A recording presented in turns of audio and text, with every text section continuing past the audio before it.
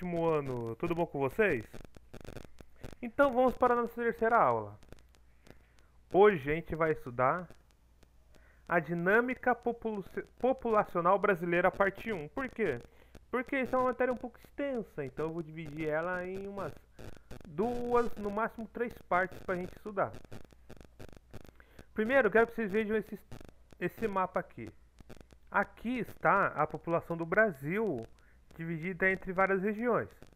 Então, onde está vermelho, possui mais de 10 milhões de habitantes. A parte que está em laranja possui mais ou menos entre 2 milhões a 9 milhões de habitantes. E a parte que está em amarelo tem abaixo de 2 milhões de habitantes. Vocês podem ver que a maioria da população geralmente está concentrada em pouco espaço. Então, a população do Brasil é muito grande, mas a maioria está em pouco espaço. Então, temos vários estados que tem poucas pessoas morando, apesar do tamanho do estado, beleza? A gente vai ver que lugares que tem muitas pessoas em pouco espaço tem um nome, que a gente vai definir daqui a pouco.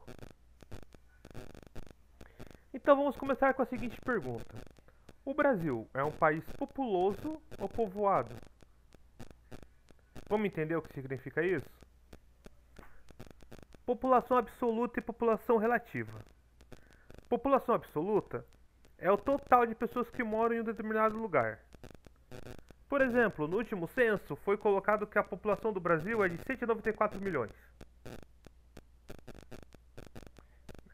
Então é um país bem populoso. Porque se for fazer em comparação com a população mundial de 6 bilhões, é um número muito alto. Agora vamos ver a noção de população relativa. A população relativa, ela é resultado da divisão do número total de pessoas, ou seja, os 194 milhões dividido pela superfície de um país. Ou seja, o número de quilômetros quadrados. Esse número também é conhecido como densidade demográfica. Então a gente tem aqui como é essa conta que é feita no Brasil. Desculpem.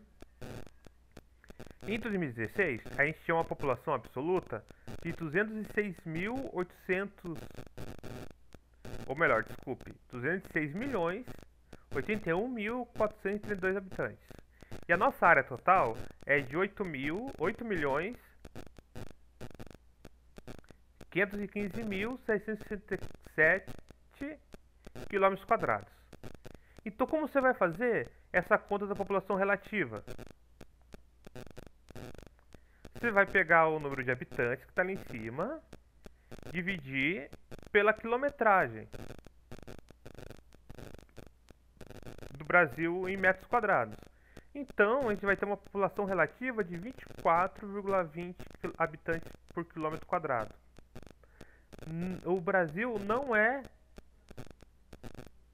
um país muito povoado. Ele é um país populoso porque tem muitos habitantes, mas ele não é povoado. Por quê? Porque tem muitas áreas que tem poucos habitantes. Então isso acaba influenciando no cálculo final. Então vamos ver aqui os países mais populosos do mundo. Quais são os maiores em população? A China, 1 milhão, ou melhor, a China tem 1.355.692.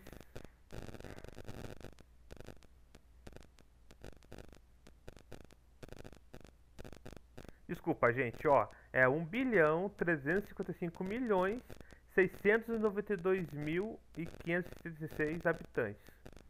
E vai diminuindo. O Brasil é o quinto país do mundo em número de habitação. Essa tabela aqui é de 2014. A gente pode ver a estimativa.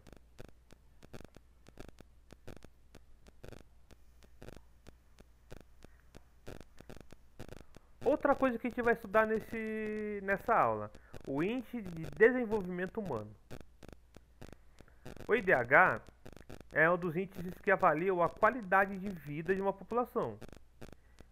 Ele é calculado pelo Programa das Nações Unidas para o Desenvolvimento e avalia o desempenho de cada país, estado ou cidade em 3 áreas: na saúde, na educação e na renda. Então, para a gente analisar o IDH, a gente vai usar esses 3 aspectos: a saúde, conhecimento e padrão de vida. Beleza? Então vamos lá. O IDH, a classificação dele varia de 0 a 1. Então nós temos 3 categorias.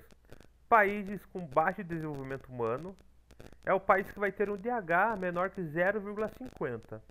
Países com médio desenvolvimento humano é um país que vai ter o IDH entre 0,50 a 0,79. E países com alto desenvolvimento humano, que tem o IDH igual ou superior a 80, a 0,80. Aqui a gente tem uma tabela do número de países em desenvolvimento humano. O primeiro do mundo é a Noruega, tem o desenvolvimento humano de 0,95, seguido de Suíça, Austrália, Irlanda e Alemanha. O Brasil vai se encontrar em 79, na posição 79, de 0,75. Ou seja, o Brasil é com médio desenvolvimento humano.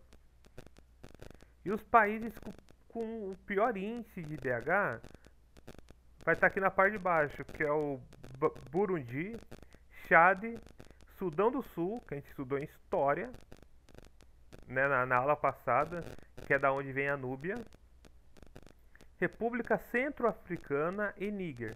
São os países que possuem menos de 0,50 em desenvolvimento humano, ou seja, tanto saúde quanto educação e expectativa de vida são ruins, muito ruins.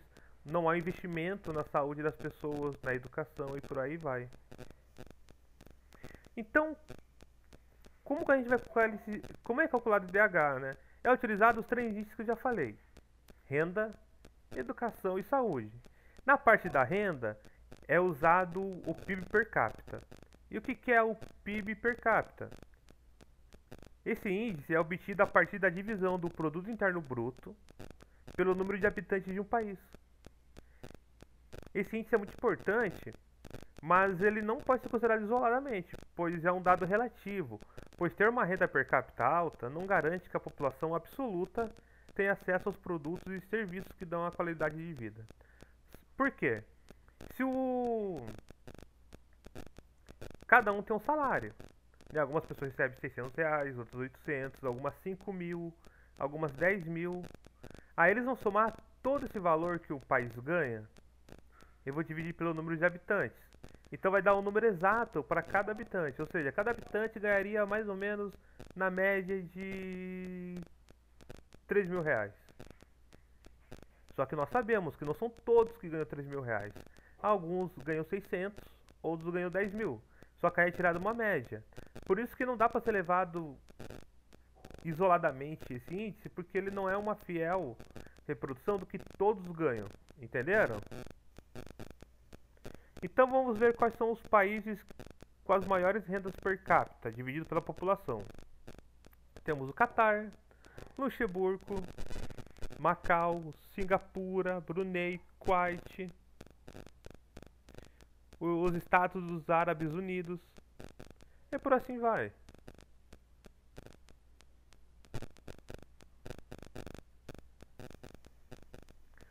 Outro índice que é utilizado, o grau de instrução.